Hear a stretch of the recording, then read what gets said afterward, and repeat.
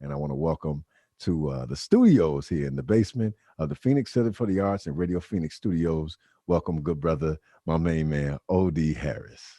Hey, what's going on, man? Thank you so much for having me on your show, and I appreciate the opportunity to share and whatever we're gonna talk about, whatever we're gonna talk. Y'all, I didn't get the preemptive question, so ask me something that I don't know the answer to. Hey, look, we just I'm be, listen. This is all this right. is I'm gonna pitch it so back over to you. this is so that the people can get to know OD. You see what Okay. I'm saying? We want Yes. the people to Okay. know OD. Now, in my little bit of time, trying to put together some research for you, brother, because you got a list. You know what I'm saying? You got a list of accomplishments. You are philanthropic, a black philanthropic, and you were awarded for your philanthropic efforts. Can you give us some information, elaborate on the how that got started, because it looked like I read somewhere you started a business with no capital. Come Yeah. on, bro.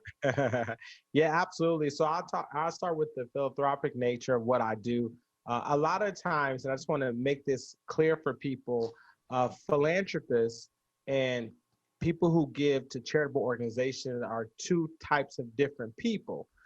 Philanthropist looks to change what the outcomes and trajectory for the long term. Charitable are more individuals, like you may see charitable people when they go to church. They give tithing, offering, they give for that one cause, that one awareness. But with philanthropists, what we look at is how can we give to change a whole community of people for the long term, not just for the right now, but for the long term. So what we do is we use our dollars and we invest in, I sit on a board called the Black Philanthropy Initiative, where we only give grants to Black organizations. We don't give it to any other type of organization. That is the Black Philanthropy Just wanted to Initiative. make sure my audience heard that. Did you hear to go and say it again so the audience can get that? Because I We was like, only give to Black non-for-profit organizations in the this state of brother, Arizona. I can't believe what this brother said. I know a few of those. I know a few of those organizations who needed to know that. I Yeah, appreciate that, man. And you were absolutely. and your efforts were valiant. You were awarded for your work as well. Yeah, as you guys can see, many of you guys may be watching this via social media stream, or you may be listening to online. But in my background, you'll see my award that I received as well. It sits there along with my degree, as well as other. I have other awards over here. If I can move it over, you'll see other awards. But yeah, I was awarded for my effort for the things that I do. Also, I have my own non for profit called Ready Set Go Foundation, and the purpose of Ready Set Go Foundation is to help people start their own business. And we've been successful in that. And that was also presidentially awarded by George Bush Sr. I've been blessed to work with some phenomenal organizations. I worked with President Barack Obama's foundation when he launched in Phoenix, Arizona. I was Hmm. able to be a mentor in that area. Also, I have been successful. I worked with the NAACP, served on the board. I'm a board member for the 100 Black Men currently right now. Many of you know that I'm a councilman in the city of Chandler. Yeah. Well, I'm actually in councilman-elect state. I will be officially inaugurated in January 14th. Also, I do a lot of several other different things. I give, I help. I have my own business. I was able to successfully start an accounting business, and I scaled that to 35 locations in 7 different states. So overall, I've had a lot of great success in my life, and I'm very proud of the success I've had. My dad passed away when I was 14 years old, so I wasn't Sorry to making hear no about that. excuses Yeah, yeah. for where I'm trying to go. So, and I just, and I think everybody needs to hear that story. Like, hey, you can make it through it if you put your mind to it. You can Mm. make it through it if you put your mind to it. That's righteous. That's righteous. I know that I'm feeling more confident when I ask this question. Um, you seem to have a particular concern for Black people and getting Black people resources, or getting resources in the hands of this disparaging community that we just haven't had access to.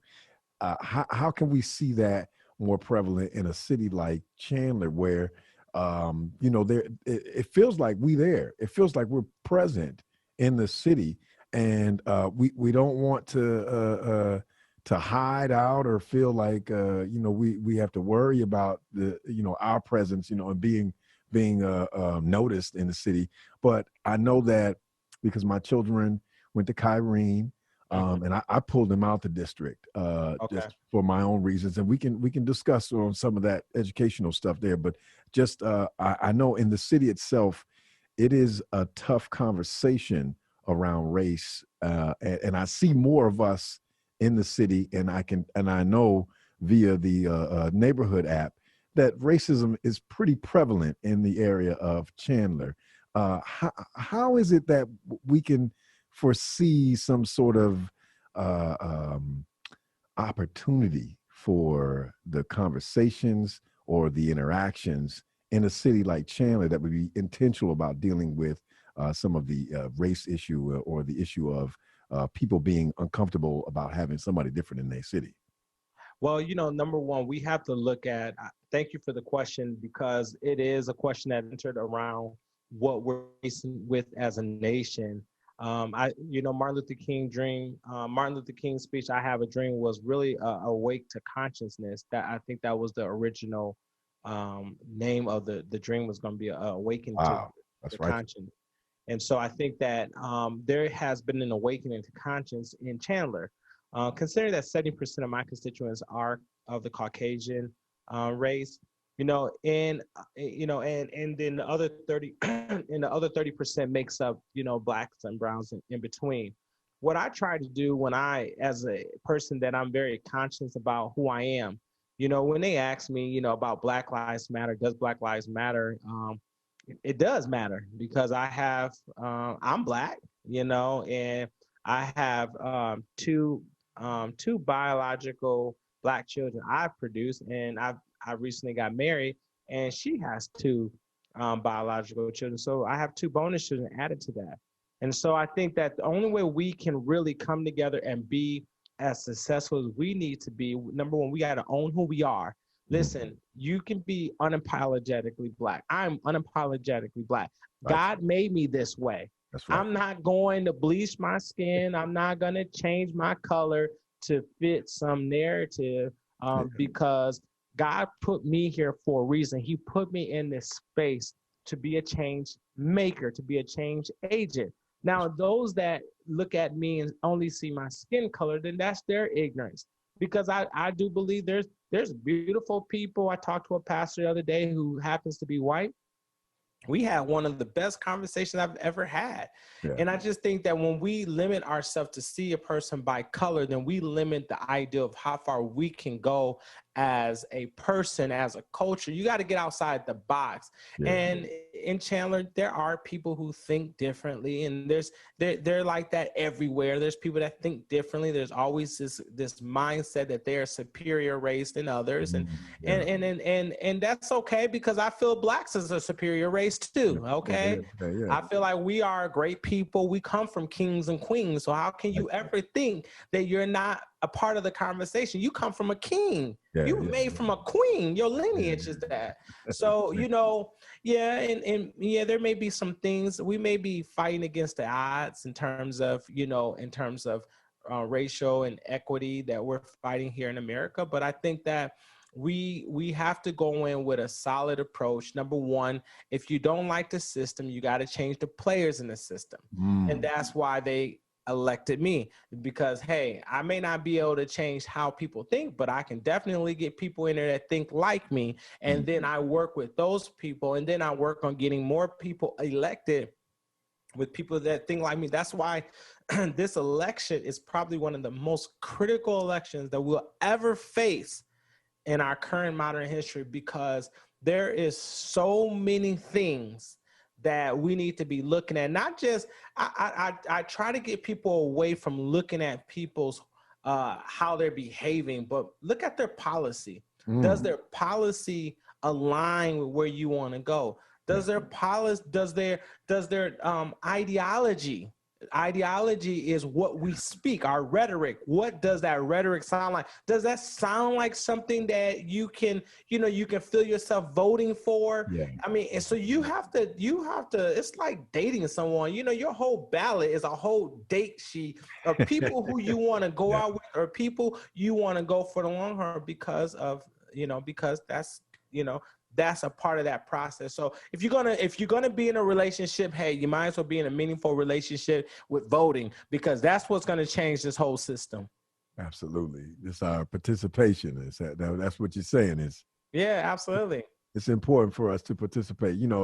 I have been a skeptic a long time, and so I teeter-totter in my participation, kind of based on, whatever the scenarios are in my emotional state. Really, voting gives me anxiety. Yeah. Me participating in this system when I feel like it's not fair for me, it brings me down. It makes me feel like, why would I even take the time to read about somebody and go and cast my ballot when You want to vote for somebody that you get excited about. Like, exactly. I mean, listen, let's be real. Let's be real now. You want to vote for someone that makes you want to get up and go vote. You don't want to vote for someone that just kind of makes you feel like, I'll think about it. Or if it felt forced for so many years. I remember Right. my first time participating in presidential election was 2000, and that was the disappointment of all disappointments. And Yeah. so, I would, my refusal to participate was based off of that lackluster and of faith in the system. Really, does it really work? But it's one thing to say like you want some change and not to participate, and then it's another thing to say you want change and you actually participate. It's the hope, it's the hope that dries out when you vote for somebody and you're like, oh, all of the bureaucracy and the filibustering prevents them. How did you desire to become a city councilman? You was a city council, they're the city managers, they're the planners of the city. What made you think of this position to go and run for, as opposed to some other role in government? Well, just for those that are watching via live stream, or those that's listening via through podcasts or radio, number one, a council. What I do as a councilman is I set policy for the city and I set vision. When you talk about making change, you want to look at who are the policy makers. So with a person like me, you're not going to just say, hey, there's not enough Black folks in here. There's not enough this over here. There's not enough. You're gonna ask us, what type of policies are we adhering to make sure? Then you state your agenda. Black folks are there. Hispanics folks are there. I mean, it's a totally different conversation. So my job, I set policy, and I set vision for the city. So, so like when I look at what role I am, I'm looking at, I mean, how many people, now I care about my people, but I'm asking myself, what is our equal opportunity policy? And how are we adhering to that, so that way so we can see this diversity that we all talk about. So that's a different way of saying there ain't no color folks. Where the color folks at? You got to, with people like me, you got to say it differently. Why? Because then I present that information to my colleagues and the council. My vote alone doesn't initiate change. My voice can help advocate for change, but it does take a total of 4 people to vote alike in order to get policy change. And so my job as a council person is to make sure that we set policy. Now, if you have problems with your roads and your streets, you have problems with your police, yes, you can call me. But what I'm going to essentially end up doing, and I'll advocate too, and I'll advocate on that behalf, but then I essentially end up calling the police chief, or I end up calling the city manager. And then I tell them, hey, we need to see more of this, and we need to see more of that. And if it's still not changing, then I, as a policymaker, then I advocate for a policy to be changed. Because remember, people are governing them according to what rules they can do. Like, hey, if I can get away with something, I'm going to get away with it, because there's no rule that says I can't, or the rule wasn't written properly to not allow me to get away with it. So I think at the end of the day, we set policies, so people need to understand from that perspective. But what got me into this whole role, this whole idea, is that I wanted to create change. I wanted to create policies that, that make sense to give us an equal playing field, so everyone can come to Chandler and feel like they're getting the best, they're having the best quality of life. And lastly, it's just my next progression in life. I've been successful in for-profit, successful in not-for-profit. Now it's time for me to look at government and see what I can do to make change in that area. That's all right. All around. All around. All around, man. All around. All around. You gotta do this, man. Hey, bro, we gotta stay strong. Now, this is this last question here. I don't want to keep it too much longer, but this last question is specifically about Chandler. The homeless population has really, really increased. Yeah. And I see a lot of people that look like my uncles and cousins and aunties and me. And yeah, you see what I'm saying? I'm seeing us out there. Yeah. And I don't know necessarily what to think about it. I know some of the causes of it is the way that rent and leasing is structured here in the state of Arizona, and how some of these landlords will be able to execute evictions, or if it's just a lack of access to resources so that payments can get made. Whatever it is, I see a lot of us falling to prey to these obstacles. What is it that we could say or do to speak to something like that? Like, is that something that we could ask for advocacy at the city council level? Yeah, absolutely. I mean, when I get debriefed on all the things that happens in Chandler currently right now, I have meetings nonstop. But the homeless issue in Chandler, we have one.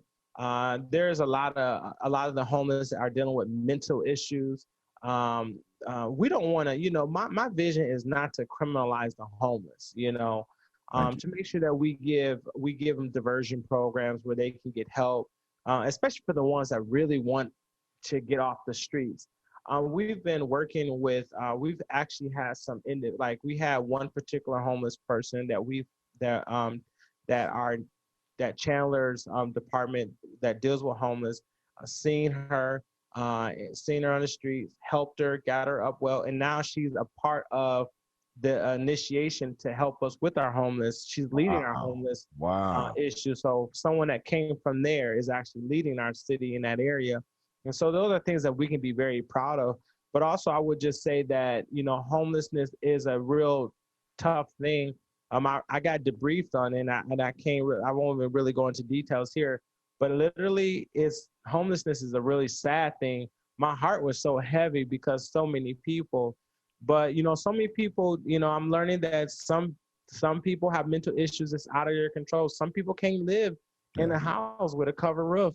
But I know that in Chandler, we are keeping that very, very close to heart, and we're making sure we've been providing resources. We have ICANN, we have we have homeless shelters here in Chandler. So we're doing everything we can to get. I think when we did our last homeless shelter, our last homeless count, I think there was just under a couple of hundred homeless here in Chandler that we identify, and we also try to give those individuals resources. But one of the things that I want to say before we get off the interview is that I wanted to make sure that I speak a word to our people that's out there that's listening to me underneath the sound of my voice. This is the time that while there is a lot of consciousness for who we are as Black people, we need to start taking advantage of the money that's out there. There is opportunities out there that's worth $75 billion where they're waiting for people to create economic development. And when that money is there is, you can actually go online, you can Google, and in every city around, there's money out there, millions and millions of dollars for your particular city to take advantage of it. the reason why oftentimes I feel blacks are not at the level or is not participating, playing at the same playing field, not all the time do I believe is because someone is trying to suppress them, but knowledge is power. Our people, that's what they used to always march in the 60s. Knowledge is power. Knowledge is power. You know, the best way to hide information from blacks is put it in a book. Why? Because they're not going to read it. And that's what I'm saying, that we have opportunity right now, even with the pandemic money. Maricopa County has money for you. Chandler has $10,000 for you as well, and $1,300 per full-time employee. Phoenix have money. Tempe have money. All these people have money. This is the time. And if you apply for the Maricopa County money for non-for-profits and businesses, it's a grant. What does a grant mean?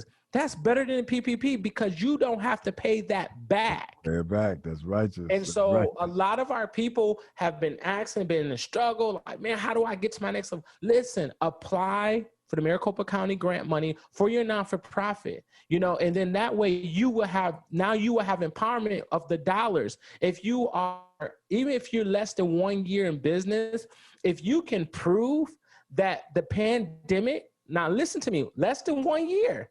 Less than 1 year. That means I don't have financials for 2019, really. I have a couple of months. That's it. But if you can establish that your business went down because of COVID, you can also qualify for that money as well.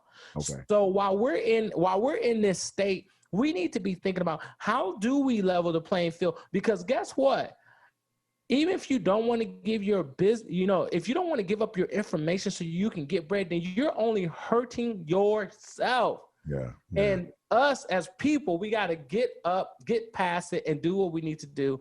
I wanted to make sure you guys know that. And then if you want to apply for some of the money that I'm talking about that I give out to non-for-profits, go to azfoundation.org/BPI, Black Philanthropy Initiative.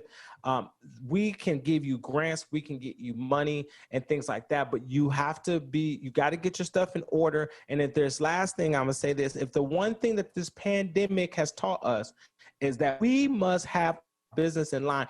We cannot have it set up improperly. I was about to say ghetto, but since I'm on this platform, I'm going to say improperly and properly. But you need to have it properly set up with your tax ID number, with your LLC paperwork. And if you don't know how to do that, go to ReadySetGoFoundation.org. That's my foundation. We will help you set up your paperwork. And we have a free 5-week training coming up November the 2nd. November the 2nd, go to ReadySetGoFoundation.org. But November the 2nd, we're going to have for 5 consecutive weeks where we're going to train you how to set your business up, how to get your business launched to the next level. Council Member O.D. Harris for the city of Chandler. Thank you so much for coming on the show. I really appreciate your information. Absolutely. And, thank you. And if you enjoy what you're hearing, make sure you like and subscribe. And we're going to keep up with you, good brother, because I got more questions later on. But thank you again so much for the interview. Peace and God bless. God bless.